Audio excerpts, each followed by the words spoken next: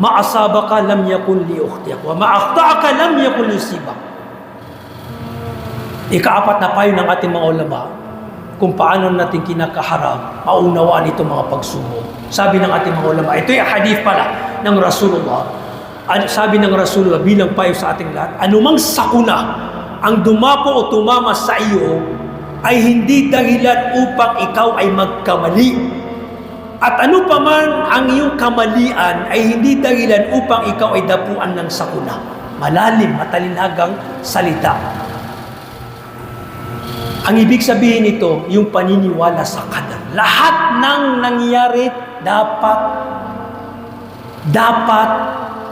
tanggapin natin dahil ito ay pagtatakda ni Allah subhanahu wa ta'ala. Itinakda na ni Allah subhanahu wa ta'ala ang lahat. Kaya nga sabi ng ating mga ulama, para hindi ka nalulungkot, hindi ka nalulumbay, hindi ka nadidepress sa mga pagsubok na iyong pinagdadaanan, pag-aralan mong ang qadar at pag-aralan mong tanggapin ang qadar. Ito ang kaibahan natin sa mga hindi mananampalataya. Tingnan niyo ang mga hindi mananampalataya. Talamag sa kanila ang pagpapatiwakal.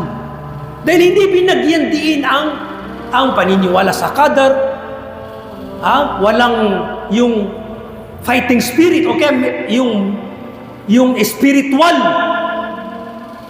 yung paniniwala. Pero sa ating mga Muslim, masyadong binigyang diin ang paniniwala sa qadar bagkos ito ay kabila, ika-anim o ika-lima sa haligi ng iman. Haligi ng iman. Binigyang diin sa atin ng diin yung paniniwala sa qadar. Pagtatakda, kapalaran, lahat ng mangyayari, lahat ng nagaganap, alam na, isinulat na ni Allah, itinakda ni Allah, nilikha ni Allah, at itinakda ni Allah subhanahu wa ta'ala, ginusto niyang mangyari.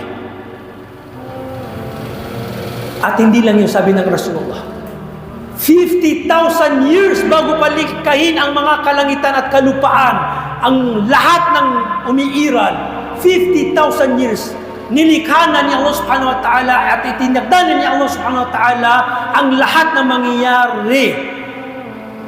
Tapos na. Ibig sabihin nun, yung magiging parte mo dito sa mundo, magiging mayaman ka ba o mahirap, yung biyayang tatamasain mo dito sa mundo, tapos na. Yung magiging asawa mo, yung magiging anak mo, yung mga sakit na dadapo sa'yo, lahat na niyang qadar, tapos na. 50,000 years bago pa umiral ang nag-i-exist. Lahat ng bagay, bago pa likhay, 50,000 years, tinapos na ni Allah subhanahu wa ta'ala. So ano ibig sabihin? Gagaan yung mga problema pinagdadaanan natin. Tapos na pala eh. Ang sa akin lang gawa. Ang sa akin lang gagawin ko yung dapat gawin. Asbab. Magdinegosyo ako kung ano yung ibinibiyaya sa akin ni Allah. Alhamdulillah, kasi ito ang tinagda eh. Magninegosyo ako, hindi ko idadaan sa haram dahil ipinagbawal ni Allah at nakatagda na yung biyaya na tatamasain ko, bakit ko idadaan sa haram? Kaya sabi ni Allah, sabi ng Rasulullah, fattakullahu ajmilu fit talab. Katakutan niyo si Allah pagdating sa negosyo, paghanap buhay, idaan niyo sa halal. Idaan niyo, fa'ajmilu fit talab. Idaan niyo sa halal na paraan yung pagninegosyo niyo. Huwag kayong lumabag. Dahil tapos na eh. Sabi ng Rasulullah sallallahu alaihi wasallam. Yan ang pag-aaral sa qadar.